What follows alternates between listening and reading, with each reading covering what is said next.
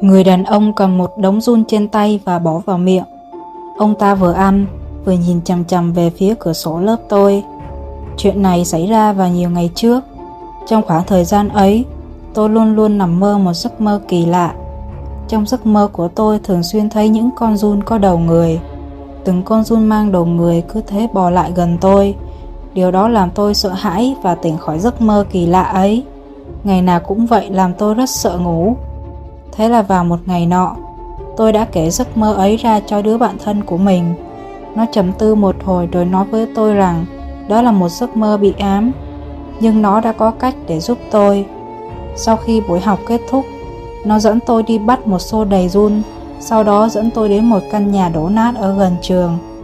Đối với những đứa học sinh trong trường thì đây là nhà của một người điên. Ông ta hay thường bắt côn trùng và ăn sống nó. Cũng chẳng ai biết được thông tin và nơi ở thực sự của người đàn ông này.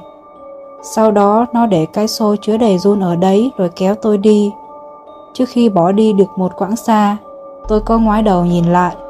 Ông ta đứng bất động, nhìn tôi và mỉm cười. Tối hôm đó tôi không còn mơ thấy mấy con giun quái dị đó nữa. Sáng hôm sau khi đang ngồi học ở trên trường, tôi có ngó ra bên ngoài cửa sổ và thấy người đàn ông điên đó đang nhìn chằm chằm vào tôi. Miệng ông ta không ngừng nhai những con giun còn tươi rói. Tôi cố nén cơn buồn nôn đang trực trào bên trong mình và học tiếp. Chờ đến giờ ra chơi tôi mới sợ hãi kể lại cho đứa bạn thân nghe. Nhưng sau khi nghe xong, nó không nói gì. Chỉ đến khi giờ về nó mới kéo tôi đi bắt giun và cho người đàn ông kia ăn. Mọi chuyện lại trở về quỹ đạo của nó.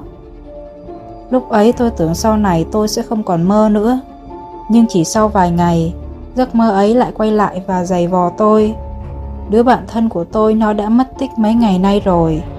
Lúc ấy tôi như phát điên, liên tục đào đất để tìm giun. Sau một hồi được đầy xô thì tôi mới đi đến chỗ của người đàn ông kia. Ông ta ngồi bất động và nở một nụ cười quái dị mà tôi không thể hiểu nổi. Lần này ông ta từ chối đám giun mà tôi mang đến. Điều đó làm tôi nổi điên và cố gắng ép ông ta phải ăn đống giun cho bằng được. Ông ta vừa ăn vừa cười lớn. Tôi không thể biết ông ta đang cười về điều gì. Lúc này ánh trăng sáng tỏ soi chiếu xuống tôi. Trên người tôi đầy máu me và bùn đất.